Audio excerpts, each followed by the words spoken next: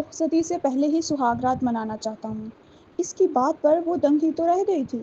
تم پاگل ہو گئے ہو وہاج، کل شادی ہے ہماری۔ میں ایک رات پہلے کیسے یہ سب؟ وہ اس کی بات سننے سے پہلے ہی اسے لٹا چکا تھا۔ نہیں وہاج، رک جاؤ پلیز۔ وہ اس کے لبوں کو قفل لگا چکا تھا اور اس کا ہاتھ عین اس کی جانب بڑھا تھا کہ وہ سسک اٹھی تھی۔ ایان اور ریان کی ایک ہی پھپھو تھی جو امریکہ میں مقیم تھی۔ وہ آج کل سردیوں کی چھٹیاں گزارنے آئی تھیں۔ بچے ان سے لگے انہیں اپنی روزمرہ کی کارگزاری بتا رہے تھے، جن میں زیادہ حیران ان کو رپنزل کے ذکر نے کیا۔ بچے اس کا نام لے لے کر نہیں تھک رہے تھے۔ وہ ویسے بھی داؤد سے کافی مرتبہ دوبارہ شادی کا کہہ چکی تھی، مگر اس کا انکار ہنوز برقرار تھا۔ اب تو انہیں خود ہی کچھ کرنا تھا اور بچوں نے انہیں ایک نئی راہ دکھائی تھی جسے وہ کتن نظر انداز نہیں کر سکتی تھی۔ آخر وہ پل آ ہی گیا تھا جس کا وش نے خواب بھی نہیں دیکھا تھا۔ وہ ایئرپورٹ پر وہاج کو الوداع کرنے آئی تھی۔ اس کی سرخ آنکھیں اس کے ساری رات گریاؤ جاری کی نشاندہی کر رہی تھیں۔ اب بھی وہ ضبط کی کڑی منازل طے کرتے اسے یہاں خوش دلی سے سی آف کرنے آئی تھی کہ وہاج پردیس جا کر پریشان نہ ہو۔ مگر یہ کیسے ممکن تھا کہ وہاج اپنی وش سے بے خبر رہتا؟ وہ اس کا نظریں چرانا، اس سے کترانا سب سمجھ رہا تھا۔ اگر وش نے اس سے وعدہ نہ کیا ہوتا تو وہ کبھی باہر جانے کی حامی نہ بھرتا، اور اب وش کا ستا چہرہ دیکھ کر اسے شدت سے اپنے فیصلے پر پچھتاوا ہو رہا تھا۔ اس کا دل کیا کہ وہ اپنی وش کو لے کر کسی سنسان گوشوں میں روپوش ہو جائے، جہاں کوئی ان کی پیار بھری زندگی میں دخل اندازی نہ کر سکے۔ مگر اس کی فلائٹ کی اناؤنسمنٹ نے اس کے ارادوں پہ پانی پھیر دیا، اور وہ ویسے بھی اپنی وجہ سے وش کو کسی مشکل میں نہیں ڈال سکتا تھا۔ وہ جانتا تھا کہ اس کے نہ جانے کا الزام بھی وش کے سر آئے گا اور اسے طعنے سننے پڑیں گے۔ اس لیے وہ خاموشی سے جا رہا تھا، مگر جلد لوٹنے کا پختہ ارادہ لیے۔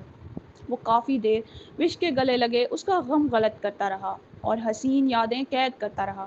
پھر وہ مشکل سے ہی سہی وہ اس سے الگ ہوا اور اس کی پیشانی پر محبت کی مہر ثبت کی اور تیز قدموں سے چلتا ہوا نکلتا چلا گیا۔ جانے سے پہلے اس نے رک کر ایک بار پلٹ کر دیکھا، اور یہی پلٹنا وش کی دنیا ہلا گیا۔ وہ صبر کا دامن چھوڑتے ہوئے اپنے ابا کے گلے لگی پھوٹ پھوٹ کر رو دی۔ نہ چاہنے کے باوجود ان دونوں کے درمیان ہجر آن کھڑا ہوا تھا۔ اب اسے پار کرنا ان دونوں کے لیے جگر گردے کا کام تھا، جو نہ چاہتے ہوئے بھی وہ کرنے پر خود کو مجبور پاتے تھے۔ اس کے بغیر وصل ناممکن تھا۔ وقت کا کام تھا گزرنا، سو گزرتا گیا۔ اس درمیان وش اور وہاج کا فون پر رابطہ رہا۔ مگر آج خاص دن تھا سب کے لیے، مگر سب سے خاص تو وش کے لیے تھا، کیونکہ اس کے دکھ سکھ کا ساتھی ایک طویل انتظار کے بعد آ رہا تھا۔ وہ بے تابی سے ایئرپورٹ پر سب کے ساتھ کھڑی اس کے انتظار میں گھل رہی تھی۔ کتنی دعائیں کی تھی اس نے اس وقت کی، اور وہ سامنے سے آتا اس کی بے چین روح کو سکون میسر کر گیا تھا۔ اس کی روح کا قرار جو آ گیا تھا۔ سب سے ملنے کے بعد اس کے سامنے کھڑے ہوتے اسے بے باک نظروں سے دیکھتے ہوئے امتحان میں ڈال گیا تھا۔ میں نے تو اپنا وعدہ پورا کیا وش، اب تمہاری باری ہے۔ اس نے وش کے سر پر بم پھوڑا۔ آج مہندی ہے اور کل رخصتی، اسی شرط پر میں گیا تھا، اور دیکھو وہ لمحہ آ گیا جس کا مجھے شدت سے انتظار تھا۔ وش نم آنکھوں سے مسکرا دی۔ اس کا خیال آج مجسم بنا اس کے سامنے کھڑا تھا۔ وہاج نے سب کی پرواہ کیے بغیر اسے گلے لگایا تو وہ جھینپ گئی۔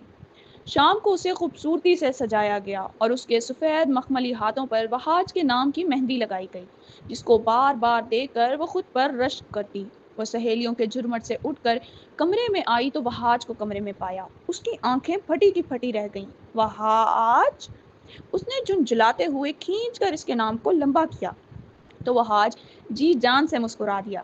جب وہ اس سے ناراض ہوتی تبھی کھینچ کر اس کا نام پورا ادا کرتی تھی۔ جی جانے وہاج، اس نے دلکشی سے کہا، تم یہاں کیا کر رہے ہو؟ پتہ بھی ہے اگر تمہیں کسی نے یہاں دیکھ لیا تو کیا سوچے گا؟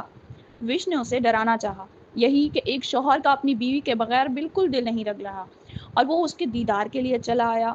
ہم جان باز عاشق ہیں جانم، دنیا والوں سے گھبرایا نہیں کرتے۔ اس نے وش کو بازوؤں کے حلقے میں لیتے کہا۔ وش سر پیٹتی رہ گئی۔ ویسے لگ تو بہت خوبصورت رہی ہو میرے دل کا چین، وہاج نے قربان ہوتی نظروں سے دیکھتے کہا تو وش پل میں حیا سے سرخ ہوئی۔ وہاج کو اس کا یہ انداز دل و جان سے عزیز تھا۔ ابھی رخصتی میں ایک رات باقی ہے، کیسے کٹے گی یہ رات؟ دل تو چاہ رہا ہے ابھی تمہیں سب کے سامنے اٹھا کر لے جاؤں، مگر ہائے یہ ظالم سماج، لگ تو تم بہت حسین رہی ہو، مگر ایک چیز کی کمی ہے۔ اس نے مصنوعی سنجیدگی سے کہا۔ وش نے اسے ناسمجھی سے دیکھا تو اس نے وش کے ماتھے پر عقیدت سے لب رکھے۔ اس کی اگلے ہی پل وہ اس کے چہرے پہ جھکا۔ میں رخصتی سے پہلے ہی سہاگ رات منانا چاہتا ہوں۔ اس کی بات پر وہ دنگ ہی تو رہ گئی تھی۔ تم پاگل ہو گئے ہو بہاج، کل شادی ہے ہماری۔ میں ایک رات پہلے کیسے یہ سب؟ وہ اس کی بات سننے سے پہلے اسے لٹا چکا تھا۔ نہیں بہاج، رک جاؤ پلیز۔ وہ اس کے لبوں کو قفل لگا چکا تھا اور اس کا ہاتھ عین اس کے جانب بڑھا تھا کہ وہ سسک اٹھی تھی، لیکن کچھ بھی کرنے سے پہلے وہ دیکھتے ہی دیکھتے اس کی نظروں سے اوجھل ہو گیا۔ اگر اور تھوڑی دیر رکتا تو اپنا صبر کھو بیٹھتا۔ بہاج کی خوشی کا آج ٹھکانہ نہیں تھا۔ اپنی محبت کو پا کر وہ آج کتنا خوش تھا، کوئی اس سے پوچھتا۔ اس کا حال تو اس وقت ایسا تھا جیسے سارے جہاں کی دولت کا اکلوتا حکمران بن بیٹھا ہو۔ دھڑکنیں تو اس کی تب تھمی جب وش کو سرخ عروسی لباس میں پلکیں جھکائے اپنی اور سہج سہج کر قدم بڑھاتے دیکھا۔ وہ ساتھ ساتھ اپنی محبت کو یک ٹک دیکھ ہی گیا۔ چونکا تو تب جب وہ اس کے پاس پہنچی تو اس نے اس کا مومی ہاتھ تھام کر اسے اپنے شانہ بشانہ کھڑا کیا۔ وہ محبت بھری نظروں سے دنیا جہاں بھلائے بس اسی کو دیکھ رہا تھا، اور وش اس کی نظریں خود پر محسوس کر کے اپنے آپ میں سمٹی جا رہی تھی۔ لوگوں کی توصیفی اور کچھ کی حسد بھری نگاہیں ان پر ٹکی تھیں۔ فہاج تو اس بات پر مسرور تھا کہ اپنی محبت کو ہمیشہ کے لیے اپنا مقدر بنا لیا تھا، مگر کیا ہمیشہ کے لیے؟ ان کا کمرہ پھولوں سے سجایا گیا تھا۔ وش کنگ سائز بیڈ پر اپنا کامدار لہنگا پھیلائے وہاج کا انتظار کر رہی تھی۔ آنے والے لمحات کا سوچ کر اس کی گھبراہٹ عروج پر تھی۔ دفتن روم کا دروازہ کھلا اور وہاج اندر داخل ہوا۔ وش کو یوں اپنے کمرے میں دیکھ کر اسے اپنی ملکیت کا احساس ہوا۔ یہ احساس ہی خوش شکن تھا کہ اس نے اپنی محبت اپنے نام کر لی تھی۔ وہ دروازہ لاک کرتا دھیرے دھیرے اس کی طرف بڑھنے لگا۔ وش کو لگا اس کا دل پسلیاں توڑ کر باہر آ جائے گا۔ وہ اس کے سامنے بیٹھ کر اپنی نظروں کی پیاس بجھانے لگا۔ پھر کچھ دیر بعد اپنی جیب سے مخملی ڈبی نکال کر اس میں سے ڈائمنڈ کی رنگ برآمد کی اور وش کی مخروطی انگلی میں پہنائی، جس نے اس کے ہاتھ کو 4 چاند لگا دیے۔ تم نہیں جانتی وش، میں نے اس لمحے کا کتنا انتظار کیا ہے، کتنا تڑپا ہوں میں تمہارے لیے، اور جب آج تم مجھے ملی ہو تو میں خود کو دنیا کا خوش نصیب انسان محسوس کر رہا ہوں۔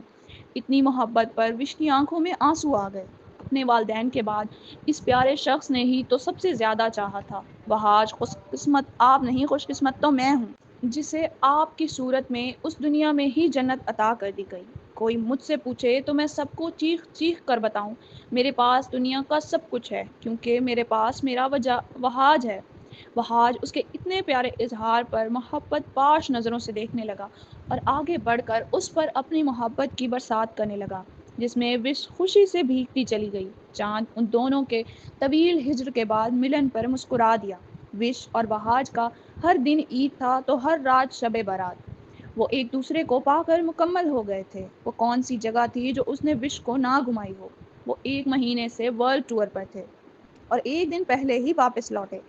وہاج تھوڑی دیر کے لیے بھی وش کو خود سے دور نہ کرتا، جبکہ وش خود اس کی عادی ہو گئی تھی۔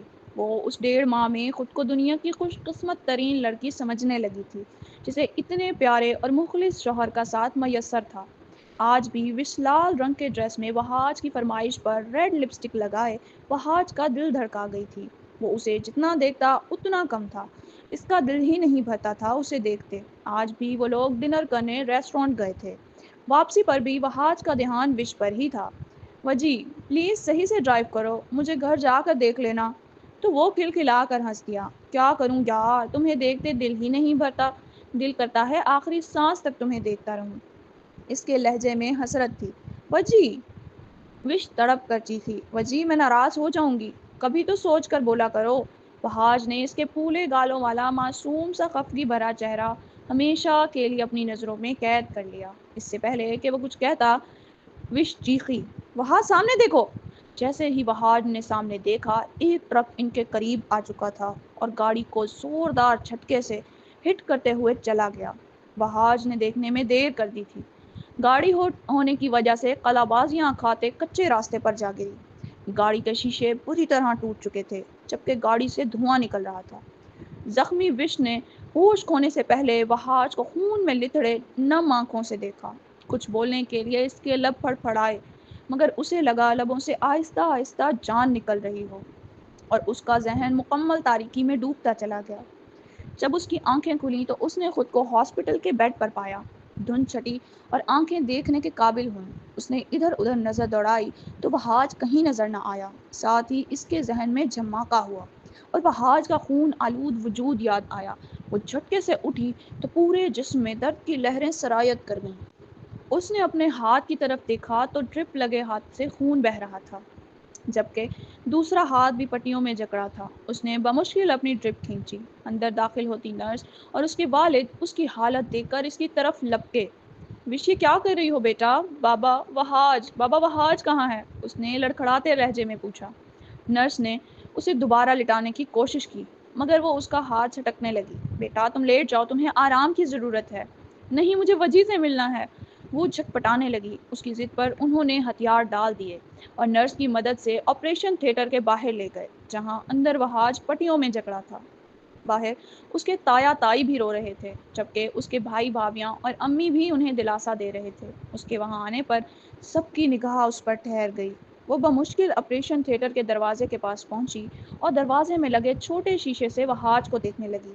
وش سوچ رہی تھی کہ کب کون سا فیصلہ زندگی کو کون سا نیا موڑ لے اور ان خوبصورت پلوں کو یادوں میں بدل دے، یہ کوئی نہیں جانتا، اور یہی وش کے ساتھ ہوا تھا۔ وش کا دل وہاج کو اس حالت میں دیکھ کر کرچی کرچی ہو رہا تھا۔ وہ دل ہی دل میں وہاج سے مخاطب ہوئی۔ تم تو میرے ساتھ میں وادیوں سے گزر رہے تھے نا، کسی بے خوف پرنس کی طرح جو ہمیں خوشیوں کی طرف لے جائیں۔ پھر کہاں ہے وہ وادی، کہاں گئے وہ پرندے؟ ہم تو ساتھ جینا چاہتے تھے نا۔ یاد ہے تم نے مجھ سے وعدہ کیا تھا کہ تم مجھے کبھی چھوڑ کر نہیں جاؤ گے، کبھی نہیں، کبھی بھی نہیں۔ تو پھر؟ اتنا سوچتے ہی وش ضبط کھوتی پھوٹ پھوٹ کر رو دی۔ وجی، وجی! وش شیشے کے پار اس کے وجود کو پکارنے لگی کہ شاید وہ اس کی پکار سن کر دوڑا چلا آئے جیسے پہلے آتا تھا۔ فکر مت کرو بیٹا، فکر مت کرو بیٹا، وہ ٹھیک ہو جائے گا۔ اس کے باپ نے اس کے سر پر ہاتھ رکھ کر دلاسا دیتے کہا۔ وہاج، میرا بچہ وہاج! اس کی تائی بھی اپنے لختے جگر کے لیے رو رہی تھی۔ دفتن ڈاکٹر باہر آیا تو سب اس کی طرف لپکے۔ آپ لوگ یہاں کیوں کھڑے ہیں؟ ڈاکٹر نے ان کو جھمگٹا لگائے دیکھا تو ناگواری سے پوچھا۔ ڈاکٹر، اندر میرا بیٹا ہے، کیسا ہے وہ؟ تایا نے کپ کپاتے لہجے میں پوچھا۔ ڈاکٹر نے افسوس سے انہیں دیکھا۔ پیشنٹ کی حالت بہت کریٹیکل ہے، ان کے دماغ پر گہری چوٹ لگی ہے، مجھے نہیں لگتا وہ سروائیو کر پائیں گے۔ میں آپ کو کوئی جھوٹی تسلی نہیں دینا چاہتا۔ ان کی بات پر سب رونے لگے۔ وش ساکت کھڑی انہیں دیکھ رہی تھی۔ ان کے پاس ٹائم کم ہے، انہیں ہوش آ چکا ہے، وہ آپ میں سے کسی وش سے ملنا چاہتے ہیں۔ میں ہوں وش، اس نے جلدی جلدی کپ کپاتے لہجے میں کہا۔ آپ چلیے اندر اور آپ سب یہیں رکیں۔ پیشنٹ کی حالت کو مد نظر رکھتے ہوئے زیادہ لوگوں کو اندر جانے کی پرمیشن نہیں ہے۔ ڈاکٹر نے ان سب کو اندر کی طرف بڑھتے دیکھ کر کہا۔ وش اندر آئی تو وہاج کو قریب سے پٹیوں میں جکڑا دیکھ اس کا دل 100 ٹکڑوں میں بٹا۔ وہاج! وہ دوڑ کر اس کے سینے سے جا لگی۔ اپنی روح کو نزدیک پا کر وہاج کے وجود میں ہلچل ہوئی، اس کی پلکوں میں جنبش ہوئی اور اس نے دھیرے دھیرے اپنی آنکھیں کھولیں تو وش کو اپنے سینے سے لگے پایا۔ اتنے درد کے باوجود بھی وہ مسکرا دیا۔ وش! اس کی ہلکی سی سرگوشی سن کر وہ سر اٹھا کر اسے اپنی بھیگی آنکھوں سے دیکھنے لگی۔ رو مت، تمہیں پتہ ہے نا یہ آنسو سیدھا میرے دل پر پڑتے ہیں۔ کمزور سا بندہ ہوں، برداشت نہیں کر پاؤں گا۔ اس کی بات پر وہ زوروں سے رو دی۔ آنسو بے مول ہوتے اس کے چہرے پر بکھرتے چلے گئے۔ تم سے کچھ کہنا چاہتا ہوں، اس نے آہستہ آہستہ کہنا شروع کیا۔ تمہارے ساتھ گزرا ہر پل میرے لیے آب حیات ہے۔ اس 1 مہینے میں لگتا ہے میں نے اپنی پوری زندگی جی لی ہو۔ اتنی خوشی مجھے کبھی محسوس نہیں ہوئی جتنی تمہارے ساتھ ان پلوں کو گزار کر ہوئی۔ اس نے بہت مشکل سے سانس بھری کیونکہ اب اسے سانس لینے میں تکلیف ہو رہی تھی، مگر اسے بولنا تھا۔ میں تمہیں کبھی نہیں بھولوں گا وش، کبھی بھی نہیں۔ میں اپنی حالت اچھی طرح سے جانتا ہوں، زیادہ دیر جی نہیں پاؤں گا۔ اس کی بات پر وش نے تڑپ کر اس کے منہ پر ہاتھ رکھا اور سر نفی میں ہلانے لگی۔ الفاظ تو جیسے کہیں کھو گئے تھے۔ نہیں، مجھے بولنے دو، آج مجھے بولنا ہے۔ آج نہیں بولا تو کبھی نہیں بول پاؤں گا۔ میں تمہیں خوش دیکھنا چاہتا ہوں۔ مجھے پتا ہے کہ تم میرا مان کبھی نہیں توڑو گے۔ کبھی سوچا نہیں تھا کہ خوشی کے یہ پل اتنی جلدی گزر جائیں گے، مگر میں چاہتا ہوں کہ آنے والی زندگی میں کبھی تم میری یادوں کو اپنی خوشیوں کے درمیان نہیں آنے دو گی۔ وعدہ کرو مجھ سے۔ وش اس کی باتوں کا مطلب سمجھ نفی میں سر ہلانے لگی۔ کبھی نہیں، میں کبھی تمہیں نہیں بھلا سکتی، نہ ہی میں کبھی تمہیں چھوڑ کر جاؤں گی، نہ تمہیں جانے دوں گی۔ اس نے اس کا بازو پکڑ کر بلک بلک کر روتے کہا، جس سے اس کی ہچکیاں بند گئیں۔ تم جھوٹے ہو، تم نے مجھ سے جھوٹ بولا کہ کبھی مجھے چھوڑ کر نہیں جاؤ گے، مگر اب وعدہ خلافی کر رہے ہو۔ اگر تمہیں کچھ ہو گیا تو میں کچھ کر گزروں گی، معاف نہیں کروں گی۔ وہ ہاتھ دکھ سے نفی میں سر ہلانے لگا۔ نہیں، تم ایسا کچھ نہیں کرو گی، میری وش اتنی کمزور نہیں ہو سکتی۔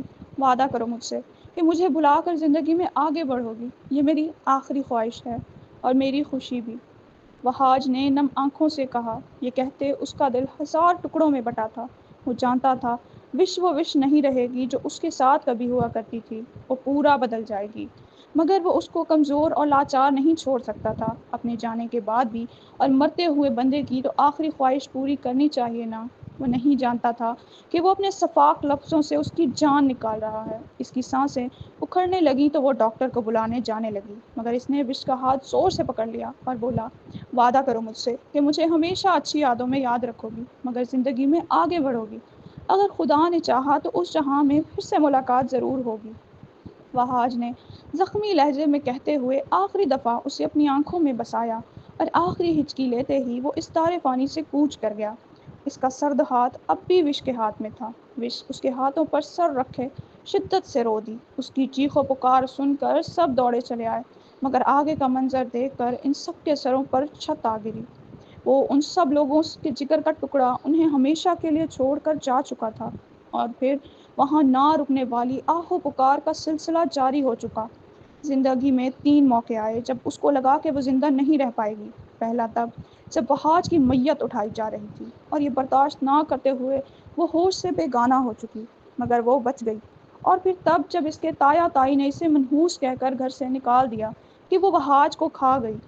وش کا شدت سے مرنے کا دل کیا، مگر وہ زندہ لاش بنی رہی، اور آخری مرتبہ تب جب اس کے والدین اس کے غم کو سینے سے لگائے ایک ایکسیڈنٹ میں وفات پا گئے۔ اب تو لگتا تھا کہ وہ اتنی بری ہے کہ موت بھی اسے قبول نہیں کرتی۔ وش نے سر جھٹکا تو ماضی سے حال میں لوٹی اور اپنے آپ کو برائڈل روم میں بیٹھا پایا، جہاں مولوی صاحب اس کے نکاح کے بول پڑھوا رہے تھے۔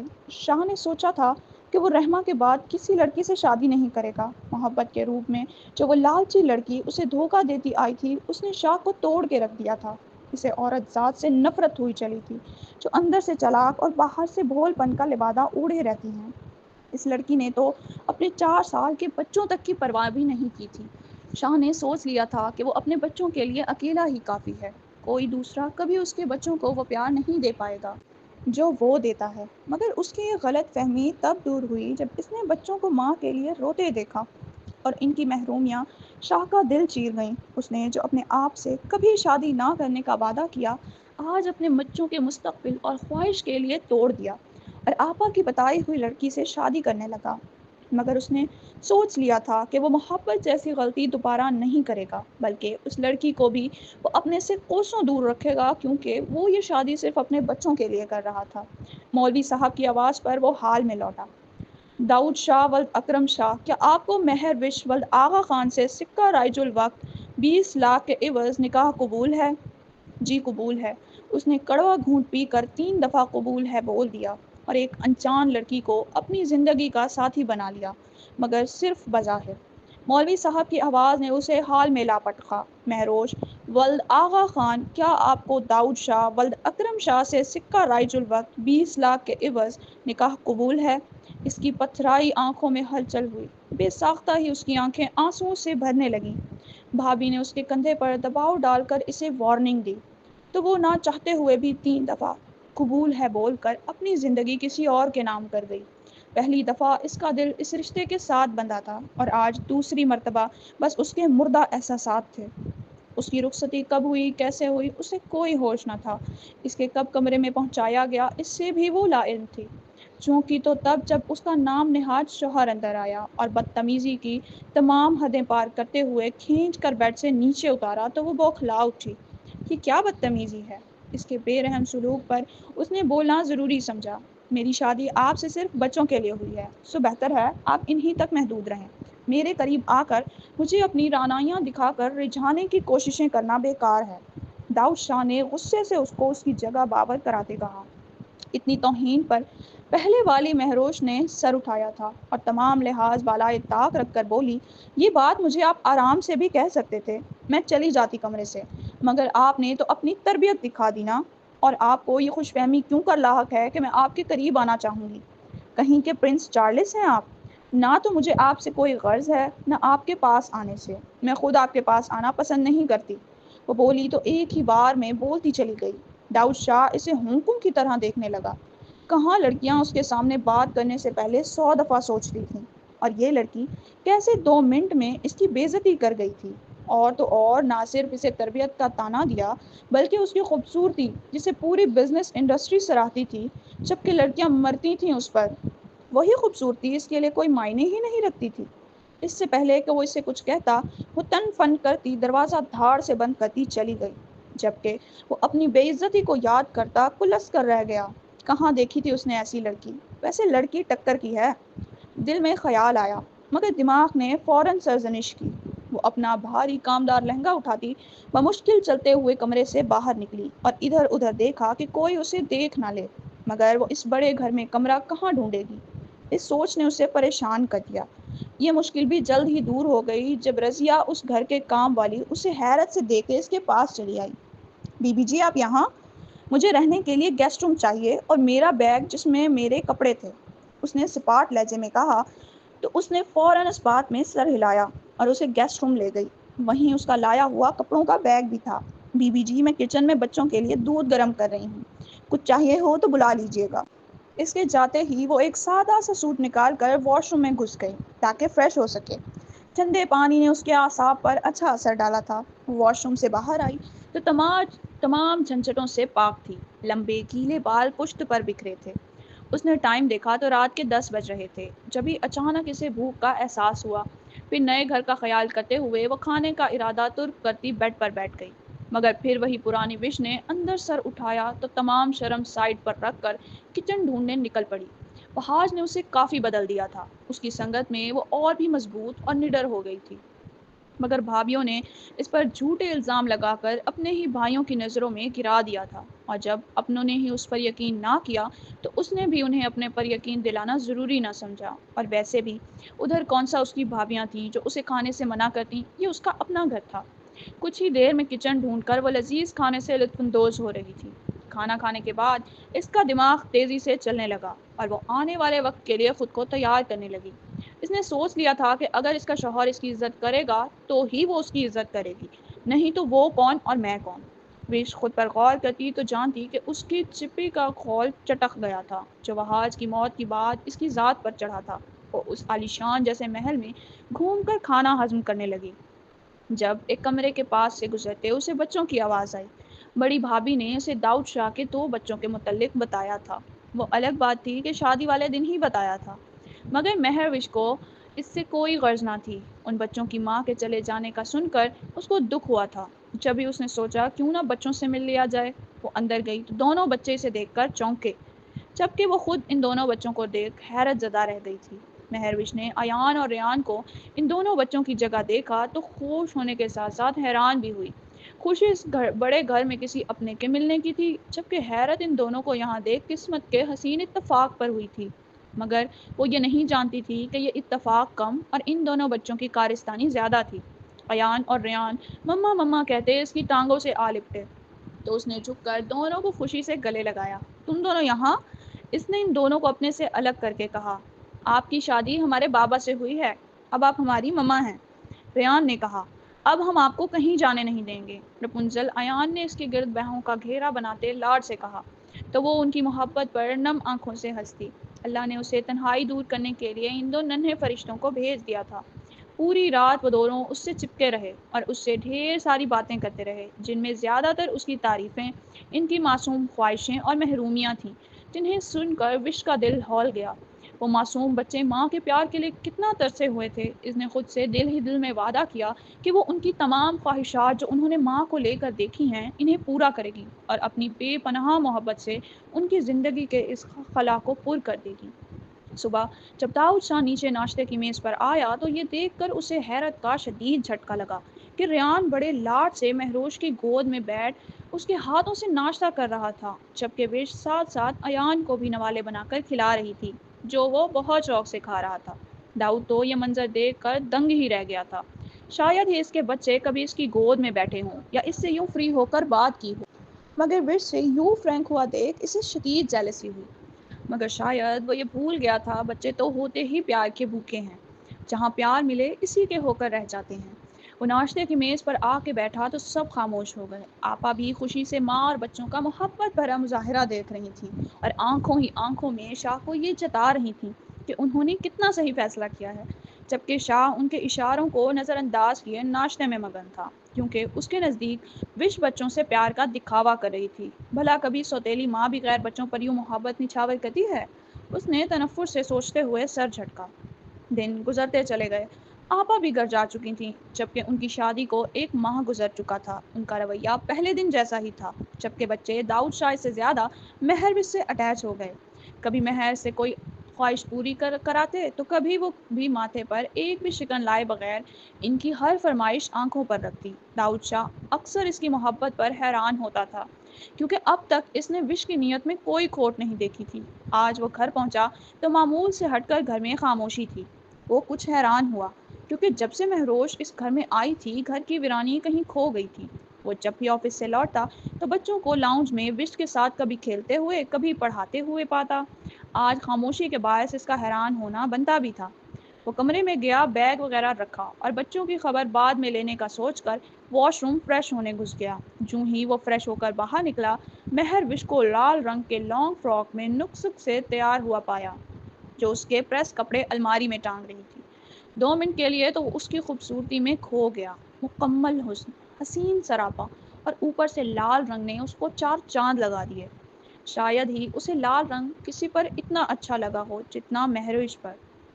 وہ کھٹکے کی آواز پر پلٹی تو وہ بھی ہوش میں آتے ہوئے خود کو ملامت کرنے لگا، جبکہ وہ اب تک اس کا اچھی طرح جائزہ لے چکا تھا۔ مہر چلتی ہوئی اس کی طرف آئی اور مسکرائی۔ اس سے پہلے کہ وہ کچھ کہتی، داؤد نے اس پر طنز کے تیر چلائے۔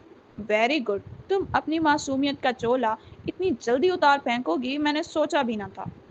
کیا مطلب ہے آپ کی اس بات کا؟ مہر جو اسے خوشی کی بات بتانے لگی تھی ٹھٹکی اور نہ سمجھی سے اسے دیکھتے ہوئے ناگواری سے پوچھا۔ یقیناً اسے یہ بات بری لگی تھی، مطلب بہت جلد سمجھ میں آ جائے گا۔ ویسے کیا پلان بنایا نا تم نے؟ میں تو قائل ہو گیا۔ پہلے بچوں کو اپنے قریب کیا، پھر آہستہ آہستہ میرے سارے کام کرنے لگی، اور اب بن ٹھن کر فل تیاری کے ساتھ میرے کمرے میں مجھے امپریس کرنے پہنچ گئی۔ I am shocked. بھائی بہت جلدی نہیں مٹھی میں کر لیا سب کچھ؟ تم نے سوچا ہوگا بچوں کی طرح میں بھی تمہاری خوبصورتی کے جال میں پھنس جاؤں گا اور تمہارے اشاروں پر ناچوں گا۔ داؤد شاہ نے اسے اوپر سے نیچے تک دیکھتے ہوئے اس کے ارد گرد گھومتے ہوئے کہا۔ مہر کا اتنے بڑے الزام پر دماغ چکرا گیا تھا۔ وہ شخص اسے کیا سمجھ رہا تھا؟ یک دم غصے نے اسے اپنی لپیٹ میں لیا، اس کی نسیں ابھرنے لگی تھیں۔ وہ آج ہی جانتا تھا اس کا غصہ کتنا سخت ہے، اور اسے کنٹرول کرنا بھی وہی جانتا تھا، مگر افسوس اس وقت وہ یہاں تھا ہی نہیں جو اسے پرسکون کرتا۔ وہ ہوتا تو شاید وہ بھی یہاں نہ ہوتی۔ ساری بات ہونے کی ہی تو تھی، وہ ہوتا تب نہ۔ اس سے پہلے کہ داؤد اس پر کوئی اور الزام لگاتا وہ بولی نہیں پھنکاری تھی۔ بس بس بہت ہو گیا مسٹر داؤد شاہ۔ وہ اس کے انداز پر ٹھٹکا تھا۔ آپ نے یہ کیسے سوچ لیا کہ میری بچوں سے محبت ایک دکھاوا ہے؟ میری ان سے محبت آپ جیسے لوگ کیا جانیں جنہیں محبت کے میم تک کا نہ پتا ہو۔ اس نے طنزیہ سر جھٹکتے کہا تو وہ سنجیدہ ہوا۔ 1 منٹ، ابھی میری بات ختم نہیں ہوئی۔ آپ کو کس نے کہا کہ میں اتنا تیار ہو کر آپ کو رجھانے آئی ہوں؟ ہیں کیا آپ ایک سنگ دل انسان جو خود پر ناز کرتے نہیں تھکتا؟ آپ نے سوچا بھی کیسے کہ میں اپنے حسن کو ہتھیار بنا کر آپ کو رجھاؤں گی؟ I am a wife, not a bloody prostitute. اس کے غصے پر وہ بھی ششدر رہ گیا تھا۔ اگر آپ دنیا کے آخری آدمی بھی ہوتے تو بھی مہروش کبھی آپ کی قربت پر تھوکتی بھی نہ۔ اس کی بات نے داؤد شاہ کو سر تپیر جلا کر رکھ دیا۔ وہ غصے سے دھڑا۔ You shut up. وش نے اس کی بات کاٹی۔ آپ نے سمجھ کیا رکھا ہے عورت ذات کو؟ آپ اس پر طنز کے نشتر چلاتے رہیں گے اور وہ سنتی رہے گی؟ You are highly mistaken mister Dawood Shah. وہ کوئی اور لڑکیاں ہوں گی جو آپ کے بستر کی زینت بننے کو تیار رہتی ہوں گی، تڑپتی ہوں گی، جسے آپ کی مردانہ خوبصورتی سے غرض ہوگا۔ وہ اس کے جسم پر ناخن سے لکیر کھینچتے بولی، پیچھے بھاگتی ہوں گی، مگر میں اس نے اپنے سینے پر دستک دیتے کہا، میں مہروش ہوں، میرے لیے سب سے زیادہ اہم میری عزت ہے، آئندہ یہ بات سوچ سمجھ کر کیجیے گا، کیونکہ اینٹ کا جواب پتھر سے دینا میں اچھے سے جانتی ہوں۔ اس کی باتوں نے داؤد شاہ کو اندر تک خاک کر ڈالا تھا۔ کہاں لڑکیاں اسے دیکھ آہیں بھرتی تھیں اور اس کی اپنی بیوی اس کو دیکھنا بھی گوارا نہیں کر رہی تھی۔ یہ بات اس کو جلا کر راکھ کر گئی۔ وہ کوئی بات سنے بغیر دروازے کو ہاتھ مارتی باہر چلی گئی۔ 1 گھنٹہ گزرنے کے باوجود بھی اس کا غصہ کم نہ ہوا۔ جب ایان اور ریان اس کے کمرے میں داخل ہوئے، انہیں دیکھتے ہی اس کا سارا غصہ بھاپ کی طرح ہو گیا۔ اس نے ایان کو اپنی گود میں بٹھایا جبکہ ریان باپ کی ٹانگ کے ساتھ لگ کر صوفے پر بیٹھا تھا۔ کیسے ہیں میرے چیمپ؟ اس نے خوش دلی سے پوچھا۔ فرسٹ کلاس، دونوں چہک کر بولے۔ آپ کو پتا ہے پاپا، ہم دونوں کا آج رزلٹ تھا اور گیس واٹ، ہماری کیا پوزیشن آئی؟ ایان نے سسپینس پھیلایا، مگر ریان نے بھانڈا فوراً ہی پھوڑ دیا۔ پاپا، ہم دونوں فرسٹ آئے، ماما نے ہمیں اتنا اچھا پڑھایا تھا اور آج ماما نے اور ہم نے مل کر پارٹی بھی کی۔ ماما نے کیک، پزا اور بہت کچھ بنایا۔ داؤد کو لمحہ لگا تھا سمجھنے میں کہ مہر آج کیوں تیار ہوئی تھی، اور ماما آپ کو بلانے بھی آئی تھی ہمارے کہنے پر، مگر انہوں نے کہا کہ آپ کی طبیعت خراب ہے تو ہم نے اکیلے ہی پارٹی کر لی۔ ریان کسیا کر بولا۔ داؤد کو ایک دم شرمندگی نے آ گھیرا۔ اس کی تیاری دیکھ اس کو کمرے میں موجود پا کر کیا سمجھ بیٹھا تھا اور حقیقت کیا تھی، اس سے اپنی سوچ پر ملال ہوا۔ اس نے دل ہی دل میں مہر سے معافی مانگنے کی بابت سوچا۔ داؤد صبح واش روم سے فریش ہو کر آیا تو بیڈ خالی تھا، جہاں روز اسے واش روم سے آنے پر کپڑے تیار ملتے تھے، مگر آج خالی بیڈ اس کا منہ چڑھا رہا تھا۔ جب سے مہرش آئی تھی، اس نے داؤد کی بھی تمام ذمہ داریاں اپنے سر لے لی تھیں۔ وہ بجھے دل سے الماری سے اپنے کپڑے نکالنے لگا جو آج سے پہلے تک مہر ہی نکال کر رکھتی، مگر آج اسے خود نکالنے پڑ رہے تھے۔ اس کا موڈ بری طرح آف ہو چکا تھا، اور وجہ کیا تھی وہ یہ خود بھی سمجھنے سے قاصر تھا۔ جب وہ نیچے آیا تو اس کی بے تاب نظریں مہر کو ڈھونڈنے لگیں، جبکہ لاؤنج خالی پڑا تھا۔ وہ کچن میں گیا تو خالی کچن اسے منہ چڑھا رہا تھا، جہاں آج سے پہلے تک مہر صبح بچوں کا ناشتہ تیار کرتے نظر آتی۔ وہ باہر نکلا تو دونوں بچے رضیہ کے ساتھ منہ بسورتے سیڑھیاں اتر رہے۔ رضیہ انہیں نیچے لا کر ناشتہ کرانے لگی، جس پر انہوں نے 100 طرح کے نخرے کیے، جبکہ ایان نے تو بمشکل 2 نوالے ہی لیے تھے۔ بچے بھی بگڑے تیوروں کے ساتھ اسکول گئے تھے، جبکہ داؤد مہروش کے بند دروازے کو دیکھتا رہ گیا۔ جب وہ واپس آیا تو تب بھی گھر میں خاموشی چھائی ہوئی تھی، ورنہ عام روٹین میں تو وش اور بچے کھلکھلاتے ہوئے ادھر ادھر گھوم رہے ہوتے۔ کمرہ بھی آج کھاٹ کھانے کو دوڑ رہا تھا۔ حالانکہ وہ بچوں کے ساتھ ہی رہتی تھی، پھر بھی اسے اپنے کمرے میں کام کرتے دیکھنے کی عادت جو ہو گئی تھی۔ یہ اگلے دن کی بات ہے جب کیا ہوا رضیہ؟ وہ صاحب جی، میڈم کے بغیر بچے بہت تنگ کر رہے ہیں، ناشتہ بھی نہیں کر رہے۔ اب کوئی ماں کی طرح دیکھ بھال تو نہیں کر سکتا نا، بچے بھی ان سے مانوس ہو چکے ہیں۔ رضیہ نے اسے دبے لفظوں میں وش کی اہمیت بتانی چاہی۔ مہر وش کہاں ہے؟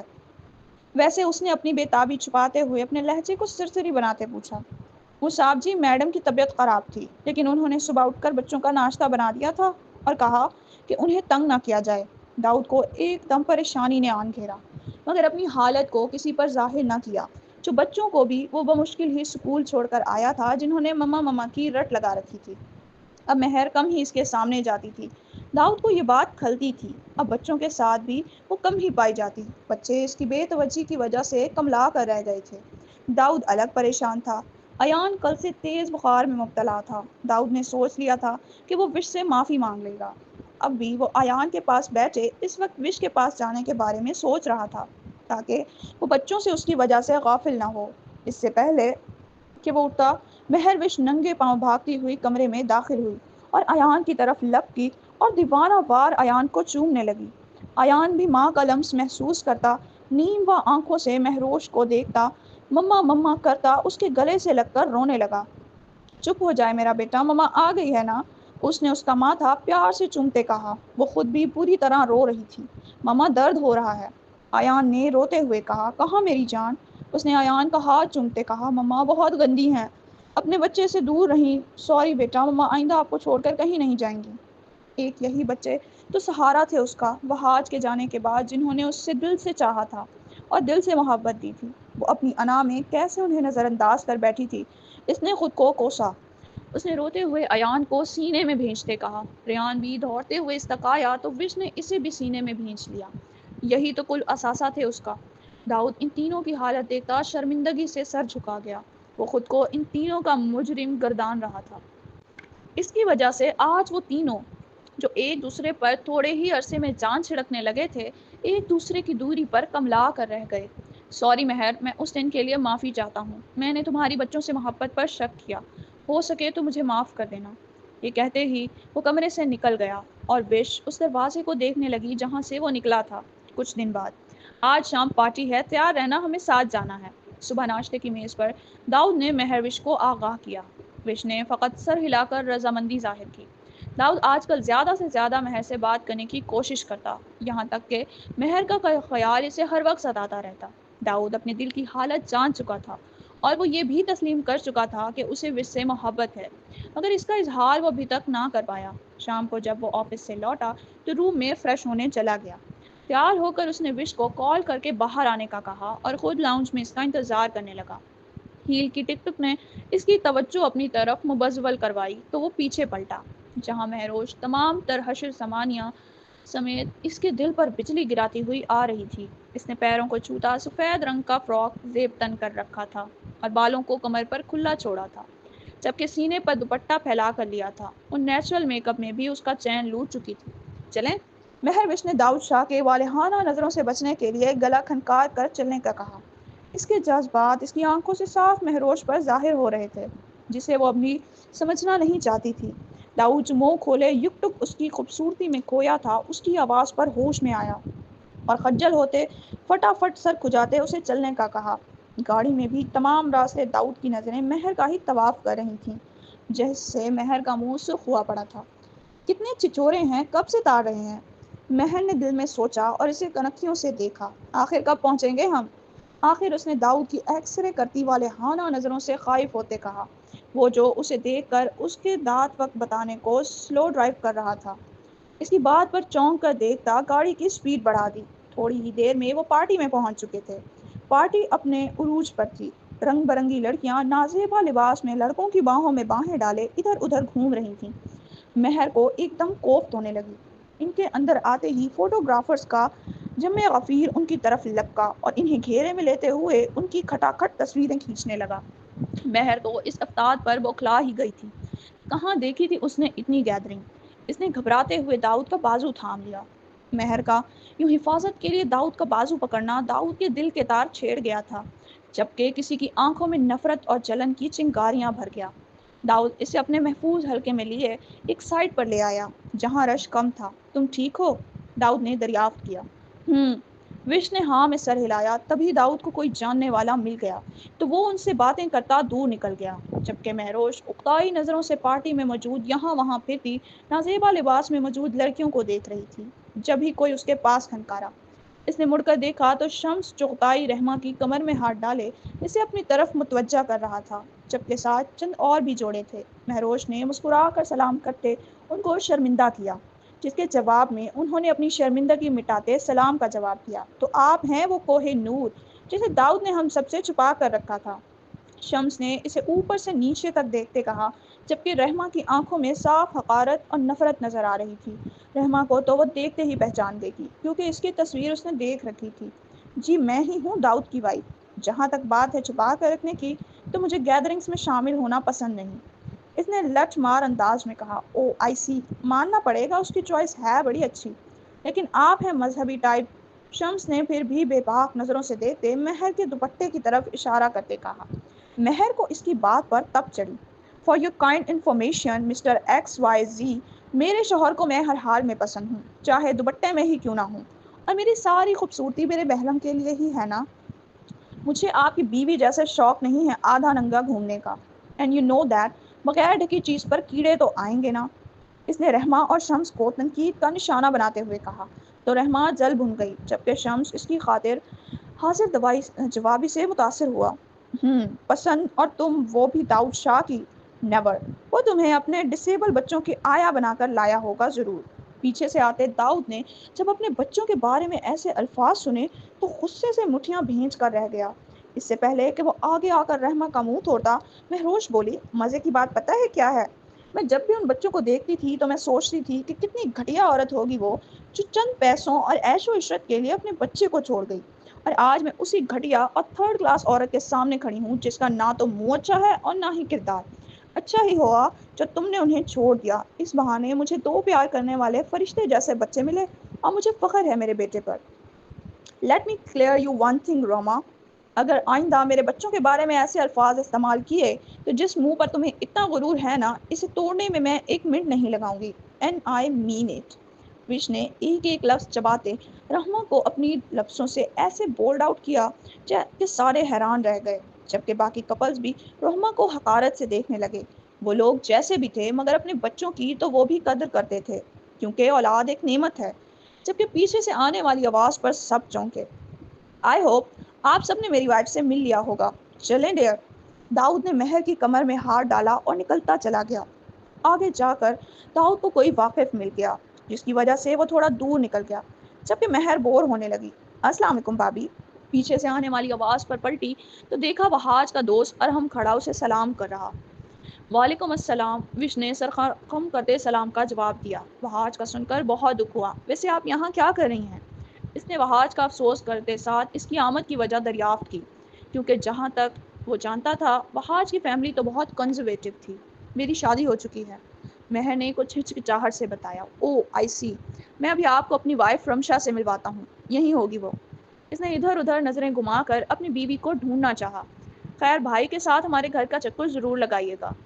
شور، اس نے تکلفاً مسکراتے کہا۔ جبھی داؤد واپس آیا اور مہروش کو ایک لڑکے سے بات کرتے دیکھ اسے عجیب نظروں سے دیکھ کر پوچھا، یہ کون ہے؟ داؤد نے اسے خشمگین آنکھوں سے دیکھتے کہا، یہ میرے کزن کے دوست ہیں۔ مہر کو وہاج کا شوہر کہنا اچھا نہ لگا، تبھی کزن کہہ کر حوالہ دیا، کیونکہ وہ اس کے تاثرات سے جان گئی تھی کہ اسے مہر کا ارحم سے بات چیت کرنا پسند نہیں آیا۔ اس نے تکلفاً بھی ارحم سے ہاتھ ملانا ضروری نہ سمجھا۔ مہر بشی سے خدا حافظ کہتے وہاں سے داؤد کے ساتھ ہٹ گئی کہ کہیں وہ بیچارے ارحم کی حجامت نہ کر دے، کیونکہ اس کے خطرناک تاثرات سے تو یہی لگ رہا تھا۔ دو چار لوگوں سے باتوں کے بعد وہ لوگ گھر کے لیے نکل گئے، جبکہ شمس کی کمینگی خیز آنکھوں نے دور تک مہر کا پیچھا کیا۔ وہ کیا کہہ رہا تھا تم سے؟ مہر نے داؤد کی آواز میں سختی محسوس کرتے چونک کر اس کو دیکھا۔ کون؟ وہی لڑکا، داؤد لفظ چباتے ہوئے بولا تو مہر ٹھٹکی تھی اس کے شکی انداز پر۔ کیا میں نے آپ سے پوچھا کہ آپ رحمہ سے آج کیا بات کر رہے تھے؟ نہیں نا، تو آپ بھی مجھ سے پوچھنے کا کوئی حق نہیں رکھتے۔ مہروش کو اس کے شکی لہجے نے دکھ پہنچایا تھا، تبھی اپنے آنسوؤں کا گلا گھونٹتی سختی سے بولی۔ داؤد کا اس کا انداز سر پر آگ کی طرح لگا تھا۔ واٹ ڈو یو مین حق نہیں رکھتا؟ بیوی ہو تو میری، اور اپنی ہر بات کی میرے آگے جواب دے بھی ہو، مت بھولو۔ داؤد نے اس کو دیکھتے سلگتے لہجے میں کہا، ہاں بیوی تو آپ مجھے مانتے ہی نہیں تھے، اب اپنے مطلب کی بات جاننے کے لیے فرش سے عرش پر بٹھا رہے ہیں۔ پھر مطلب پورا ہوا تو عرش سے فرش پر پٹخنے میں بھی آپ کو دیر ہی کہاں لگتی ہے، یہ بات تو آپ کے ساتھ رہتے جان ہی گئی ہوں میں۔ مہر نے ترچھی نظروں سے اسے دیکھتے سر جھٹکتے کہا تو داؤد کی اخیر ہوئی تھی، تم بتا رہی ہو یا نہیں؟ داؤد نے آخری بار ٹھٹھتے لہجے میں پوچھا۔ نہیں۔ مہر کی ضد پر اس نے تمام ضبط کے پہلو چھوڑتے گاڑی سنسان سڑک پر ہی روک کر دھاڑتے ہوئے کہا، اترو۔ اس کی دھاڑ کی عجیب سے مطالبے پر وہ بھی دو پل کو دہل گئی۔ داؤد، اس نے کپکپاتے ہوئے کہا۔ داؤد سیٹ بیلٹ کھینچ کر اترا اور گاڑی کا دروازہ ٹھاک کی آواز سے بند کرتا اٹھا اور باہر نکل کر مہر کو کار سے گھسیٹتے ہوئے باہر نکالا۔ داؤد، یہ کیا کر رہے ہیں آپ؟ چھوڑیں مجھے۔ مہر نے اس سے اپنا بازو چھڑوانے کی کوشش کرتے کہا، جو وہ توڑ دینے کے در پہ تھا۔ جب تک تم مجھے جواب نہیں دیتی یہی کھڑی رہو اور میرے پیچھے مت آنا۔ وہ سرد لہجے میں کہہ کر اسے جھٹکتا گاڑی میں جا کر بیٹھا، وہ جو اس کے تھکے سے کنکر اور مٹی سے اٹی زمین پر گری تھی۔ ہتھیلیاں چھل جانے پر لب بھینچ کر درد برداشت کرنے لگی۔ سفید فراق مٹی سے خراب ہو چکا تھا، جبکہ کہیں کہیں سے گھسیٹ لگنے کے باعث پھٹ چکا تھا۔ چونکی تو وہ تب جب داؤد نے گاڑی سٹارٹ کی۔ وہ فوراً ہڑبڑا کر اٹھی اور کار کا بند شیشہ کھٹکھٹانے لگی۔ داؤد پلیز دروازہ کھولیں، ایسا مت کریں، رات کے اس پہر میں کہاں جاؤں گی؟ مہر روتے ہوئے بولی تو داؤد نے سر آنکھیں اس پر گاڑتے ہوئے کہا، تم جواب دینے کا سوچو اور جب سوچ لو تو مجھے کال کر دینا، میں آ جاؤں گا۔ وہ صفاقی سے کہتے ہوئے مہر کو اس وقت کوئی جلاد لگا۔ ٹائر چرچرانے کی آواز پر وہ گاڑی کے پیچھے بھاگی۔ داؤد، خدا را رحم کریں، مجھ پر بیوی ہوں میں آپ کی، آپ مجھے یوں اکیلا چھوڑ کر کیسے جا سکتے ہیں؟ کچھ تو اس رشتے کا خیال کریں۔ وہ گاڑی کے پیچھے بھاگتی روتے ہوئے اس سے بھیک مانگتی کوئی پاگل لگ رہی تھی، اور داؤد اس کی اس بات پر بھی کان لپیٹے اسے نظر انداز کیے گاڑی کی سپیڈ بڑھاتا دھواں اڑاتا وہاں سے جا چکا تھا۔ پیچھے وہ لڑکڑا کر گری تھی اور قسمت کے ستم ظریفی پر اونچا اونچا چیخ چیخ کر رونے لگی۔ کون تھا اس کا اس دنیا میں جو اس کی مدد کرتا؟ کوئی بھی تو نہیں۔ پہلے وہاج، پھر اپنے ماں باپ کے جانے کے بعد وہ بالکل تنہا ہی تو رہ گئی تھی۔ کون تھا جو اس کو تھامتا؟ وہاج، بہت برے ہو تم، تنہا چھوڑ گئے مجھے اس ظالم دنیا میں۔ کاش ساتھ ہی لے جاتے، پلیز مجھے اپنے پاس بلا لو۔ چیخ چیخ کر وہ وہاج کو پکارتی کوئی دیوانی لگ رہی تھی۔ بہت برا حال کیا تھا اس بے درد دنیا نے اس معصوم لڑکی کا۔ سچ کہتے ہیں غصہ عقل کو کھا جاتا ہے، یہی داؤد شاہ کے ساتھ بھی ہوا تھا۔ ارحم کے ساتھ وش کو کھڑا دیکھ اس کا دل جل کر کوئلہ ہوا تھا۔ اس سے بات کرتے وقت تو میڈم کے مزاج نہیں ملتے تھے، اور اس لڑکے سے مسکرا کر بات کرتے دیکھ اس کا دل کیا وہ اس کو اچھا سبق سکھائے۔ وہ غصے میں اپنی ہی بیوی کو، جسے وہ منانے کے چکروں میں تھا، اپنی انا کی وجہ سے تنہا رات کے تاریک پہر میں سنسان جگہ پر بے یار و مددگار چھوڑ آیا۔ روما نے اسے ایسا دھوکہ دیا تھا کہ وہ کسی بھی لڑکی پر اعتبار کرنے لائق نہیں رہا۔ جب ایک ماں اپنے سگے بچوں کو دولت کے لیے، عیش و عشرت کے لیے چھوڑ سکتی ہے تو مہر کیوں نہیں؟ کیا تھا جو وہ اس کی بات کا سیدھا جواب دے دیتی؟ یہ سوچ تھی داؤد شاہ کی، مگر وہ یہ بھول بیٹھا تھا کہ ہر لڑکی رحمہ جیسی نہیں ہوتی۔ ایک عزت دار لڑکی کبھی بھی اپنی عزت پر شک برداشت نہیں کرتی، اور یہی بات داؤد شاہ سمجھنے سے قاصر تھا۔ تیز ڈرائیونگ کرتا وہ گھر پہنچا، جب اسے خیال آیا کہ یہ اس نے اچھا نہیں کیا، مجھے واپس جانا چاہیے اسے لینے۔ اس سے پہلے کہ وہ گاڑی ریورس کرتا، اس کی سیکریٹری کی کال آئی، جسے سننے ہوئے وہ مصروف ہو گیا۔